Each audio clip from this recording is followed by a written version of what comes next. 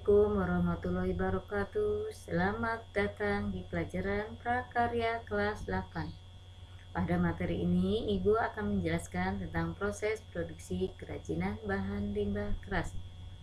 Sebelum kalian mulai belajar, mari kita berdoa terlebih dahulu dengan mengucapkan Bismillahirrahmanirrahim.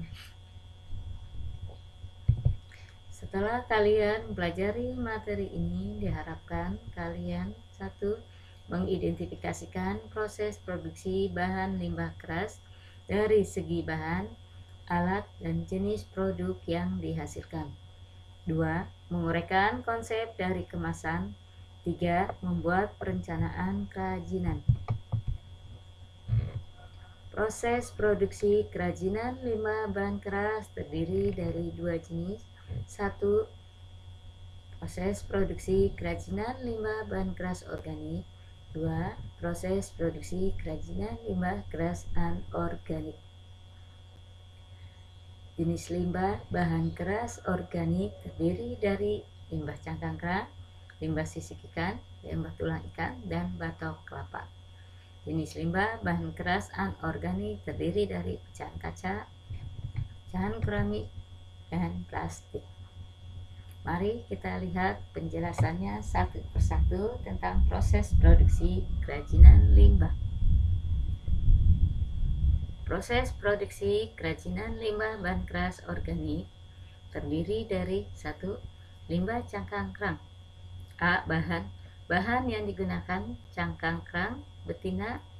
Cangkang ini lebih kokoh, kuat, dan rapuh, dan ada juga yang menggunakan kerang hijau, kerang lokang, kerang remis, dan kerang tiram. B. Peralatan yang digunakan ada amplas, kikir, lem tembak, dan mesin gerinda. C. Proses pengolahan kerajinan cangkang kerang. Cangkang kerang mempunyai aroma yang amis, maka untuk menghilangkan aroma tersebut, cangkang kerang terlebih dahulu direndam dengan menggunakan larutan natrium soda. Cangkang kerang dikeringkan dengan menggunakan pengeringan konvensional dan tidak menggunakan pengeringan tradisional, karena akan mempengaruhi kualitas dari kerang yang dihasilkan. B. Jenis produk kerajinan dari kerang bisa dilihat dari gambar di sini. Ada tempat tisu yang berasal dari kulit kerang, piring, tas bunga. Yang kedua, limbah sisik ikan. A. Bahan yang digunakan sisik ikan kakap karena lebih kokoh, kuat, tebal, dan lebih lebar. B. Alat yang digunakan adalah tang lancip, spatula, dan kompor. C. Proses pengolahan produksi kerajinan sisik ikan. Sisik ikan sebelum digunakan terlebih dahulu direndam dengan menggunakan deterjen selama 2 jam dan dicuci sampai bersih. Kemudian direndam kembali dengan larutan air jeruk nipis selama 2 jam. Untuk pemberian warna dapat menggunakan larutan benzoat dan pewarna tekstil. Jenis produk kerajinan dari sisik ikan dapat dilihat oleh kalian di gambar di sini. Ada yang berbentuk anting, gantungan kunci, bros, gelang, dan aksesoris yang lainnya. 4. Kerajinan limbah tulang ikan. A. Bahan yang digunakan adalah tulang ikan. B. Alat yang digunakan amplas, lem tembak, dan gerinda. C. Proses produksi kerajinan tulang ikan. Untuk membuat kerajinan tersebut, tulang itu terlebih dahulu dilakukan proses perendaman dengan menggunakan deterjen dan larutan jeruk nipis, hampir sama dengan proses pengolahan menggunakan sisik ikan. Produk kerajinan tulang ikan diantaranya bisa kalian lihat di gambar di sini. Gambar A, B, dan D merupakan jenis kerajinan yang berasal dari tulang ikan dan berfungsi sebagai benda hias. Yang C adalah kerajinan dari tulang ikan yang berfungsi sebagai benda pakai. Yang keempat, kerajinan dari tempurung kelapa. A. Bahan yang digunakan adalah tempurung kelapa yang mempunyai tempurungnya yang sudah tua. B. Alat-alat yang digunakan adalah amplas dan gergaji. C. Proses produksi kerajinan tempurung kelapa. Untuk membuat kerajinan dari tempurung kelapa, pilih tempurung yang kuat dan amplas atau gosok dengan menggunakan daun kering. Untuk menghasilkan batok kelapa yang mengkilap, bisa menggunakan cat vernis atau cat kayu yang sudah dicairkan. Yang D. Produk kerajinan batok kelapa. Produknya dapat dilihat di gambar di sini, bisa berbentuk mangkok, gayung, dan produk-produk yang lainnya. Bagian kedua, proses produksi kerajinan limbah bahan keras anorganik. 1. Plastik. A. Bahan yang digunakan adalah jenis benda yang berasal dari plastik, diantaranya adalah baskom, ember, kemasan makanan, atau botol-botol plastik.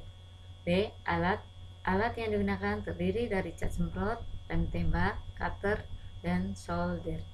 C. Proses produksi kerajinan plastik.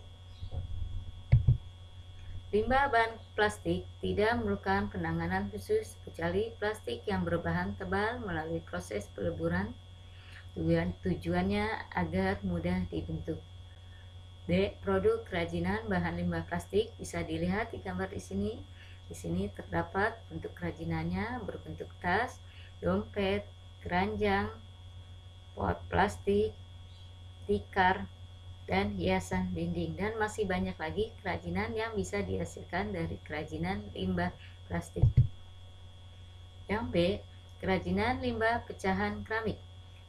A. Bahan yang digunakan pecahan keramik dengan aneka warna ragam. B. Alat lem kuning, mortar atau semen putih, palu, amplas, waslap, sendok semen, karet, dan atau sendal bekas. C. Proses produk kerajinan keramik. Proses pembuatan kerajinan pecahan keramik dengan menggunakan teknik mozaik. Di sini terlihat gambar jenis kerajinan pecahan keramik. Di antaranya adalah berbentuk bingkai, mangkok, dan masih banyak lagi jenis kerajinan yang berasal dari pecahan keramik. Yang C. Kerajinan limbah pecahan kaca. Yang A. Bahan yang digunakan pada pembuatan kerajinan dari limbah pecahan kaca adalah botol, toples, lampu, dan kaca cermin. B. Alat yang digunakan adalah tungku pembakaran, palu, dan mangkok keramik. C. Proses pembuatan kerajinan limbah kaca. Untuk proses produksi pecahan kaca dapat kalian baca di buku pakai halaman 40. Untuk prosesnya ini lebih rumit, tidak sama dengan proses limbah yang berasal dari plastik dan pecahan keramik. D. Jenis produk kerajinan pecahan kaca. Dapat kalian lihat di gambar pada tayangan PowerPoint hari ini. Materi yang kedua adalah kemasan. Pada semester lalu, Ibu sudah menjelaskan tentang konsep kemasan. Di sini Ibu hanya mengulas sedikit tentang kemasan. Kemasan merupakan bagian terluar untuk membungkus suatu produk yang mempunyai tujuan untuk melindungi isi dari produk dari cuaca, guncangan, dan benturan-benturan terhadap benda lain. Setiap produk yang dihasilkan tidak selalu dikemas, tergantung dari besarnya produk. Jika produk yang dihasilkan besar, tidak memerlukan pengemasan, dan jika produk kecil memerlukan pengemasan.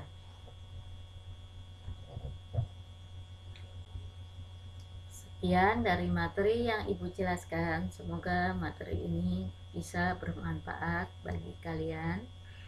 Untuk tugas hari ini adalah: 1.